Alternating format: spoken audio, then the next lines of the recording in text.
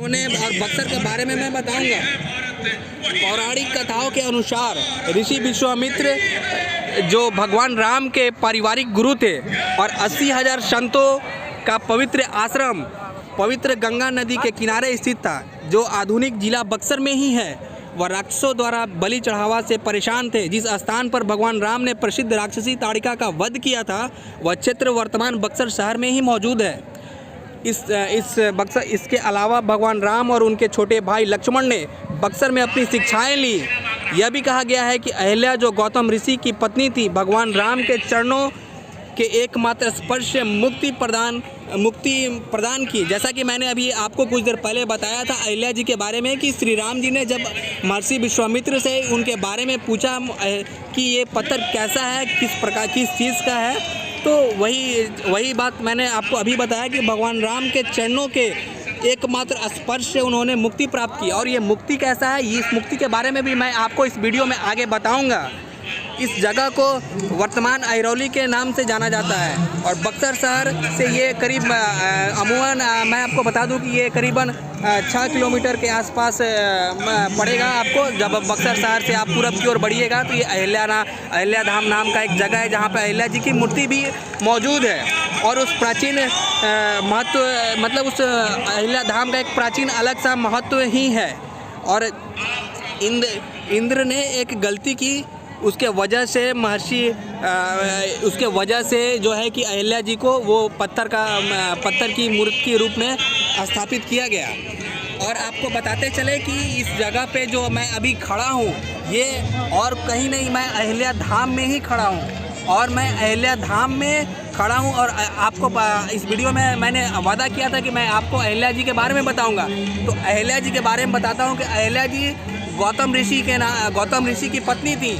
और गौतम ऋषि गंगा स्नान करने गंगा घाट पे गए थे, क्योंकि बक्सर जो ये जगह है ये गंगा के किनारे बसा हुआ है। और ये जो अहिल्या धाम है ये भी गंगा के किनारे बसा हुआ है। तो आपको बता रहा हूँ कि अहिल्या जी अपने कुटिया में जब थी तो उनके पति गौतम ऋषि गंगा स्नान करने गए थे। इसी दरमियान इंद्र ऋषि जी उनके कुटिया में आते हैं और गौतम ऋषि जब वापस आते हैं तो कुटिया में देखते हैं इंद्र ऋषि को माता अहिल्या के साथ।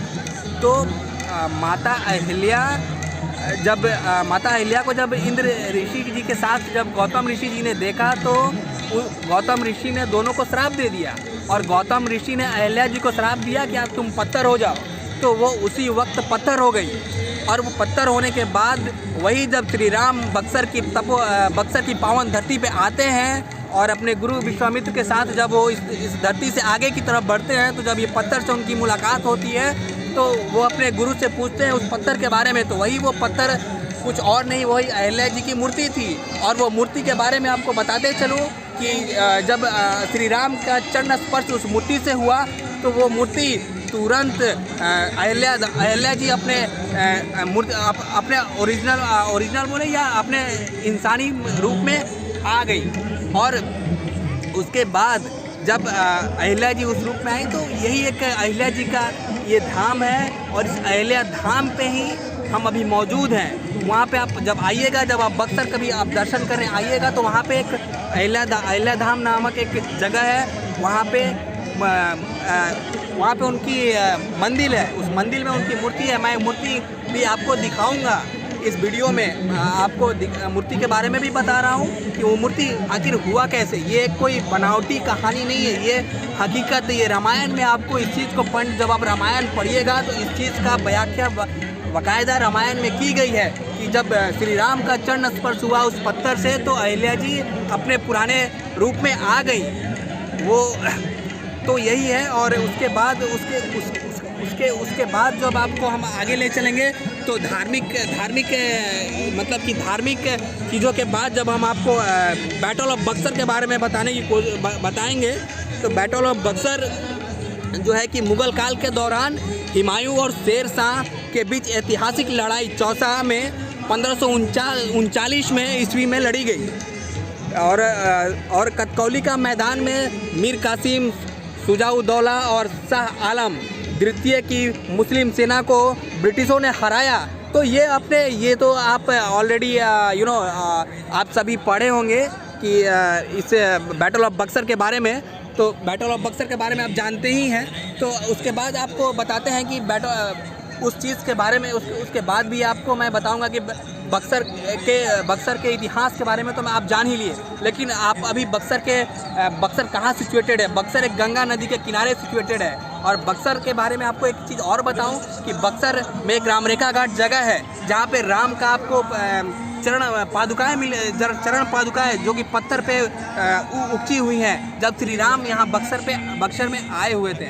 और बक्सर को मिनी काशी के रूप में भी जाना जाता है। तो आज के लिए बस इतना ही, और आगे फिर मिलेंगे किसी और नए वीडियो के साथ, किसी और नए जगह के साथ, किसी और नए विषय के साथ। तो आज के लिए धन्यवाद, और प्लीज़ मेरे चैनल को लाइक एंड सब्सक्राइब कीजिए अगर अभी तक आपने लाइक एंड सब्सक्राइब नहीं किया है। तो फिर मिलते हैं, tata bye bye, take care.